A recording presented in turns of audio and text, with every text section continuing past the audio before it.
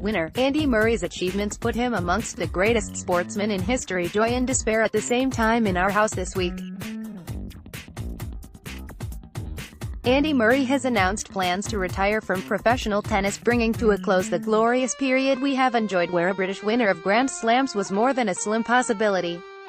It also brings to a close the 2 weeks of car journeys during Wimbledon where I would constantly turn the radio to 5 Live and the television basically just has tennis on wall to wall.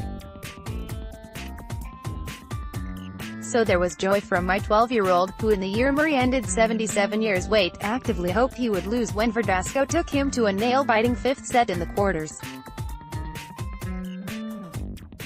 In fact, she has hoped for an early exit for him every year since she was old enough to realize I wasn't handing over the remote control anytime soon during Grand Slam weeks.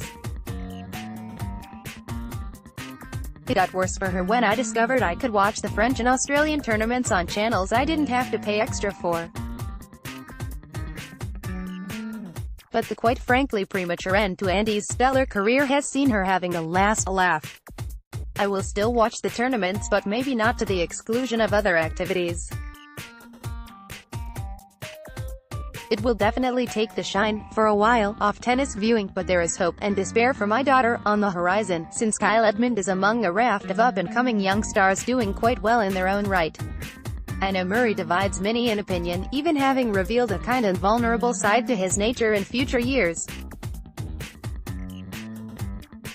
His genuine emotion at having got to a Wimbledon final for the first time only to fall at the final hurdle in 2012, and again at having to face the possibly imminent end to his playing days, have gone a long way to show he is a decent sort of person. He also does a huge amount for young hopefuls and has on numerous occasions stood up for the causes he believes in. No one on the tour appears to have a bad word to say about him, even those he has vocally called out when playing. But it is the female players who, tellingly, speak so highly of him and his support of them. He was the first, and I believe so far the only, but I am happy to be corrected, top-flight player to have employed a female coach, which ruffled a few feathers but received a trademark shrug from Murray. As far as he was concerned, he just wanted to work with the best coaches. End of. And on more than one occasion he promptly shot down sports journalists who seemingly failed to take into consideration the successes of female players on the tour.